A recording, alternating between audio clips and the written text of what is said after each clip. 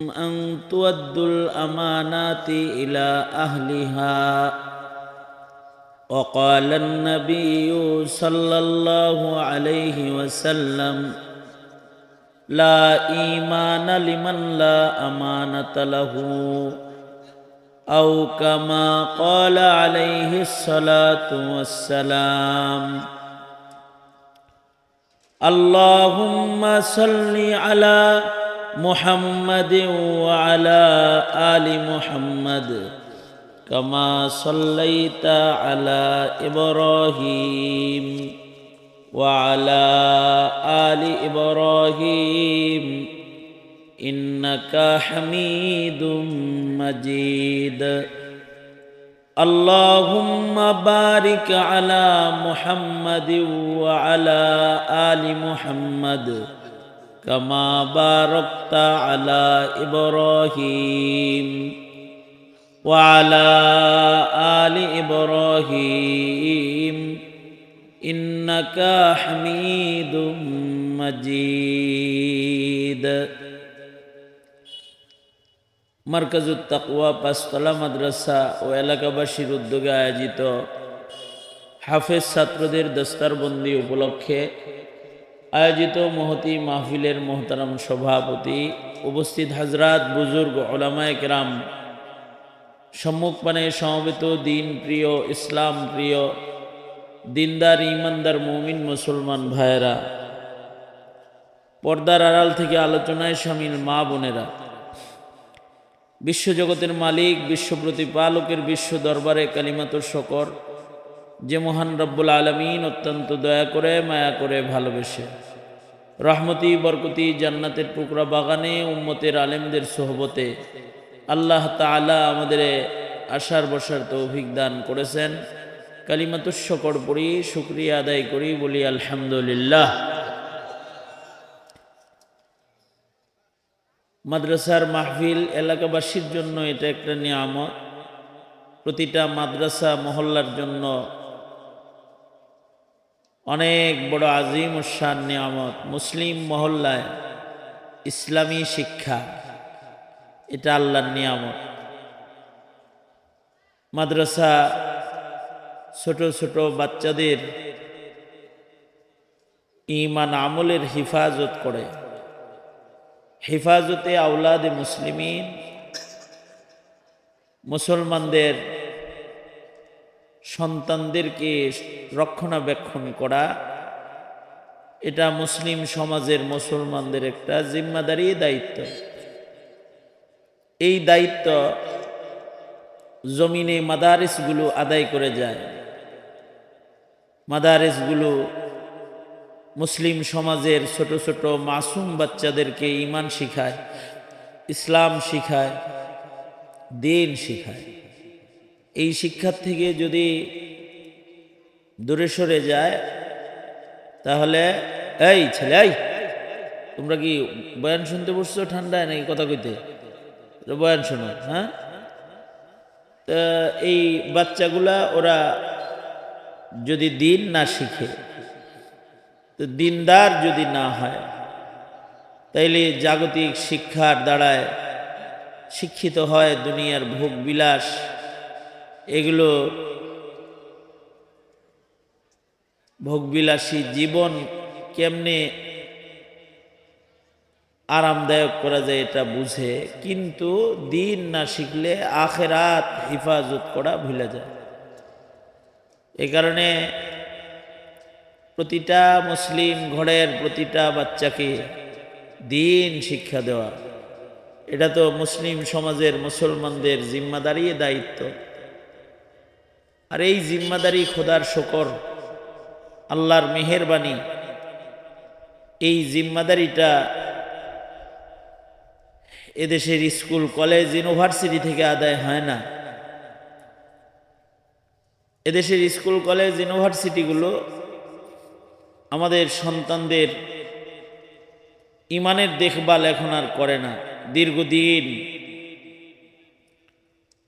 বিগত সরকার, আওয়ামী ফ্যাসিস্ট যারা ক্ষমতায় ছিল, তারাও কিন্তু আমাদের সন্তানদের দিন, ঈমান শিখার যে শিক্ষা কারিকুলাম এটাকে ধ্বংস করে রেখে গেছে। আমাদের সন্তানদেরকে না আল্লাহ চিনাইছে, না রসুল চিনাইছে, না তাদেরকে ইবাদত শিখাইছে। তাদেরকে পূজার উৎসাহ প্রদান করেছে, পূজায় ডেকে নিয়েছে, তাদেরকে নাস্তিকতার দিকে ধাবিত করে শাহবাগে নাস্তিকদের বাজার বসাইছে। আমাদের সন্তানরা ওরা ইসলাম, ঈমান, মুসলমানিত্ব এটার যত্ন করাটা, যে শিক্ষা গ্রহণ করা, এইটা সরকারি ব্যবস্থাপনার কোনো শিক্ষাঙ্গন থেকে যত্ন সহকারে হয় না। এটাকে বন্ধ করে দিয়েছে। ধর্ম শিক্ষাটাকে ঐচ্ছিক শিক্ষায় রূপান্তরিত করেছে, যে এটা ফেল করলেও অসুবিধা নাই, পাশ করলেও কোনো প্রশংসা নেই। এটা ঐচ্ছিক শিক্ষা বানায় ফেলেছে। এই দেশের আলেম ওলামা যারা মাদ্রাসা দেখভাল করে, মাদ্রাসা চালায়, তাদের শুকরিয়া আদায় করে এদেশের মুসলমানরা শেষ করতে পারবে না, যে হাজার সন্তানের ভিড়ে তারা বেসরকারিভাবে জনগণকে সাথে নিয়ে, জনগণের সহযোগিতায় মাদ্রাসা প্রতিষ্ঠা করে যেতেছে। কেউ মাদ্রাসায় জমি দিতেছে, কেউ মাদ্রাসার ঘরদুয়ার করে দিতেছে, কেউ মাদ্রাসার বোর্ডিং চালাইতেছে। এই যে সন্তানদের দ্বীন ঈমান শিখানোর মেহনত যেটা জারি রয়েছে, এইটা খোদার অনেক বড় একটা মেহেরবানি। আর আমাদের সমাজের সাধারণ মুসলিম জনপদের জন্য এটা অনেক বড় একটা রহমত, নিয়ামত। আল্লাহ পাকের নিয়ম হলো নিয়ামতের শুকরিয়া আদায় করলে নিয়ামত আল্লাহ পাক বাড়ায়, আর যদি নিয়ামতের শুকরিয়া আদায় না করে তো মহান রব্বুল আলামিন রাগ গুসা হয়ে নিয়ামত ছিনায় নিয়ে যায়। লা ইন শাকারতুম লা আযীদান্নাকুম ওয়া লা ইন কাফারতুম ইন্না আযাবি লাশাদীদ। কেউ যদি শুকরগুজার হয় তো আল্লাহ পাকের ওয়াদা হইল আল্লাহ পাক নিয়ামতকে বাড়ায়া দেয়, নিয়ামতকে বৃদ্ধি করে দেয়। আর যদি শুকরগুজার না হয় তাহলে মহান রব্বুল আলামিন নিয়ামতকে ছিনায় নেয়। এই জন্য মাদ্রাসার হাফেজ ছেলেদের পাগড়ি দেওয়া হবে, মাদ্রাসার একটা বার্ষিক মাহফিল, এই মাদ্রাসার কদরদানি করা, এই মহল্লার সাধারণ মুসলমান যারা, তাদের ইমানি একটা দায়িত্ব, কর্তব্য। আপনারা যারা প্রচণ্ড শীতের ভেতরেও এসে পড়েছেন, হাজিরা দিছেন, আপনাদের উপস্থিতি, আপনাদের হাজিরিকে মহান রব্বুল আলামিন কবুল করে নেক, বলেন আমিন। আমি আপনাদের সামনে আয়াত হাদিস পড়েছি। আল্লাহ তাআলা আদেশ করেছেন, তোমরা আমানতকে তার আহলের কাছে পৌঁছায় দাও। আমানত শরীয়তে ইসলামে এক গুরুত্বপূর্ণ বিষয়, আমানতদারি। আমানতদারির সম্পর্ক হইল ঈমানের সাথে। আমানতদারির সম্পর্ক কিসের সাথে বলেন? আমানতদারির সম্পর্কটা ঈমানের সাথে। আল্লাহর রাসূল বলেন, ক্বালা রাসূলুল্লাহি সাল্লাল্লাহু আলাইহি ওয়াসাল্লাম, লা ঈমানা লিমান লা আমানাতা লাহু। আল্লাহর নবী বলেন যে যাদের আমানতদারি নাই তাদের ঈমান নেই। যার আমানতদারি নাই তার ঈমান নষ্ট হয়ে যায়। আমানতদারি একটা আজীব সিফাত, আজীব গুণ। আমানতদারির সম্পর্ক হইল ঈমানের সাথে। পৃথিবীতে যত নবী রাসূল আসছে, নবীদের বিশেষ কিছু গুণ, সব নবীরা আমানতদার ছিলেন, সব নবীরা সত্যবাদী ছিলেন। কারণ এগুলো ঈমানের মৌলিক সিফাত, মৌলিক গুণ। যাদের আমানতদারি নষ্ট হয়ে যায় তাদের ঈমান নষ্ট হয়ে যায়।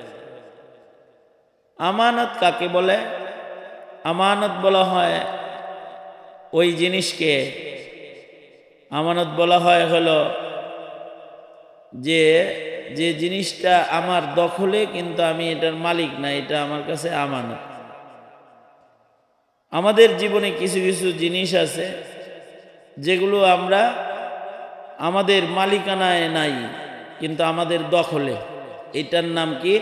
আমানত। এটার নাম কি বলেন? আমানত। আমানত বলা হয় যে জিনিসটা দখলে আমার কিন্তু মালিকানা অন্যের, এটারে কয় হইল আমানত। এই রকম আমানত আমাদের কাছে হাজারো লাখো আমানত আমাদের কাছে আছে আল্লাহর পক্ষ থেকে। ওই আমানতগুলোকে আহালের কাছে পৌঁছে দেওয়ার নাম হইল ইমানদারি। আমাদের কাছে রকমারি আমানত আমাদের দখলে আছে। যেমন আমাদের কিছু কিছু আমানত আছে ব্যক্তিগত আমানত, যেমন যেমন আমার চোখ, আমার কান, আমার হাত, আমার পা, আমার অঙ্গ প্রত্যঙ্গ, আপনার আমার এই আযাগুলো যা আছে, এইগুলার মালিক কিন্তু আমি আপনি না। এইগুলার মালিক কে? আওয়াজ করে বলেন। যেমন আমাদের চোখ আছে, এই চোখের মালিক আমরা না, চোখের আসল মালিক হলো আল্লাহ। এ কারণে তিনি যার চোখ ভালো রাখেন তার ৮০ বছরেও চশমা লাগে না। আর যার চোখ তিনি নষ্ট করে দেন তো বাচ্চা বয়সে দেখতে পায় না, কারণ এটার মালিকানা আল্লাহর দখল আমার। তিনি যতদিন ভালো রাখবেন ততদিন ভালো থাকবে। তিনি যাকে এটা শক্তিশালী দিবেন তার চক্ষু শক্তিশালী হবে, যারটা দুর্বল বানায় দিবেন তারটা দুর্বল হয়ে যাবে। এ কান, এটা আমি শুনতেছি, আমি ব্যবহার করতেছি, কিন্তু এটার মালিক আল্লাহ তাআলা। এগুলো সব ব্যক্তি। এই হাত মালিক আমি না, আপনি না, দখলে আছে আপনার আমার, কিন্তু মালিকানা আর একজনার। এই কারণে উনি যদি চায় তো জওয়ান মানুষরে অনেক সময় প্যারালাইসিসের রোগী বানায় দেয়। প্যারালাইসিস হয়ে যায়, তার হাত অচল হয়ে গেছে। এবার এই হাত কোনো কাজ করে না, হাত নষ্ট হয়ে যায়। এগুলো পরে করেন মেয়ে রাখেন, হয়েছে অনেক হয়েছে। আপনারা পড়ালেখা করেন, জানে তো এলাকা বসে, দেখেন আমার বয়ান নষ্ট করে এগুলো করতেছি, কিন্তু কথা বলতেছি তো। এই বসো বসো, যাও, তোমরা পারো, যাও বসো। যখন এশার আজান দিবে তখন লিখবা, বসো, সবাই দেখে নিবে।